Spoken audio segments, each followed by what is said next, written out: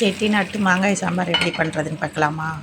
நம்ம வழக்கம் போல் குக்கரில் தேவையான அளவு பருப்பு எடுத்துக்கலாம். ஒரு பெரிய வெங்காயம், 3 தக்காளி, பழமான தக்காளி, 3 பச்சை மிளகாய், கொஞ்சம் மஞ்சள் தூள் அதோட சேர்த்துக்கலாம். கொஞ்சம் சீரகம் 1 ஸ்பூன் சேர்த்து அதோட சேர்த்துக்கிட்டு நல்லா தக்காளி பருப்போடு சேர்த்து மசிச்சு விட்டுக்கலாம் கையிலேயே. இது நல்லா டேஸ்ட்டு கொடுக்கும்.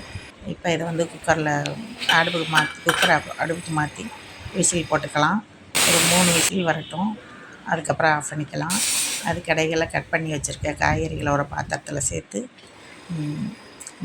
மல்லித்தூள் 2 ஸ்பூன், மிளகாத்தூள் 1 ஸ்பூன், உப்பு தேவையான அளவு சேர்த்துட்டு ஒரு சொம்பு தண்ணி அதோடு சேர்த்துக்கலாம். இந்த கலவை நல்லா கலந்து விட்டுட்டு அடுப்பு வச்சுக்கலாம். இது நல்லா வேகட்டும், மூடி வச்சுக்கலாம். அதுக்கடையில் பருப்பு ரெடி ஆகிடுச்சான்னு பார்க்கலாம்.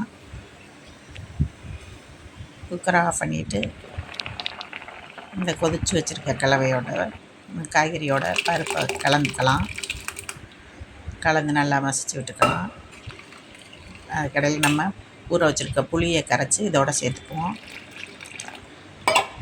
இதை நல்லா கலந்து ஒரு 2 நிமிஷம் எல்லாம் சேர்ந்து கொதிக்க வைக்கலாம்.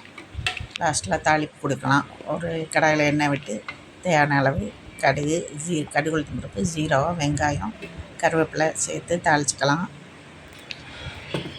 ஒரு அரை கைப்பிடி அளவு மல்லித்தழையை பருப்போடு சேர்த்துக்கலாம். தாளிப்பையும் அந்த குழம்போட சேர்த்துட்டு நல்லா கலந்து விட்டு மூடி போட்டு இறக்கிக்கலாம்.